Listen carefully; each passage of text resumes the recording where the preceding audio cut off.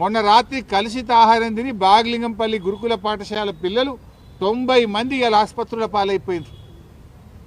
90 మంది పిల్లలు ఆసుపత్రుల పాలైతే ఈ రాష్ట్రంలో ఒక్క మంత్రికి కానీ ఈ ముఖ్యమంత్రికి కనీసం చీమగుట్టినట్లేదు. ఒక్కరు కూడా వచ్చి పరామర్శించింది లేదు ఇప్పటిదాకా. They are busy.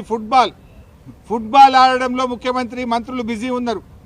పిల్లలు దవాఖానల పాలైతే ఈ గవర్నమెంట్కు చీమగుట్టినట్లేదు. 5 కోట్లు పెట్టి ఫుట్బాల్ నేర్చుకోవడానికి 5 కోట్ల గవర్నమెంట్ డబ్బులు పెట్టి రేవంత్ రెడ్డి ఫుట్బాల్ స్టేడియం కట్టుకున్నాడు.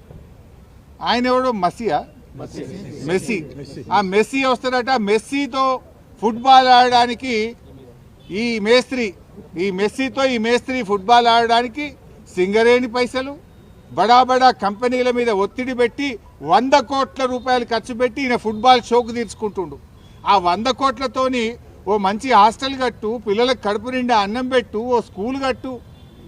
నువ్వు సిఎస్ఆర్ డబ్బులతో, సింగరేణి డబ్బులతో, ప్రభుత్వ డబ్బులతో స్టేడియాలు కట్టుకునేంది, ఈ ఫుట్బాల్ షోకులు తీర్చుకోవడం ఏంది?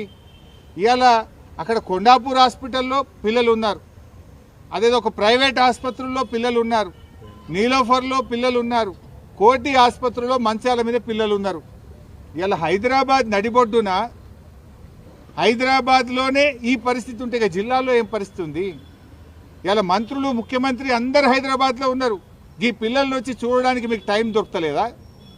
మీకు ఎంతసేపు ఫుట్బాల్ ఆడడానికి నీ షోకులకే టైం సరిపోతలేదు, నీ కబ్జాలకు, నీ కమిషన్లకే నీకు టైం సరిపోతలేదు. పిల్లల్ని ఆడబట్టించుకుంటున్నావు నువ్వు. ఈ రోజు వరకు హైదరాబాద్లో ఆసుపత్రుల్లో పిల్లలు మంచాల మీద ఉంటే ఒక్క మంత్రి కానీ ముఖ్యమంత్రి కానీ వచ్చి పరామర్శించాల్సిన బాధ్యత లేదా? 61 సార్లు ఢిల్లీ వేయండి ముఖ్యమంత్రి. 61 సార్లు ఢిల్లీ పోవడానికి టైం ఉంటుంది, నువ్వు పోయి ఫుట్బాల్ ఆడడానికి నీకు టైం ఉంటుంది. కానీ ఈ పిల్లల్ని పరామర్శించడానికి, ఈ పిల్లలకు ఏం జరిగిందో తెలుసుకోవడానికి రేవంత్ రెడ్డి నీకు టైం లేదా అని నేను అడుగుతా ఉన్నా.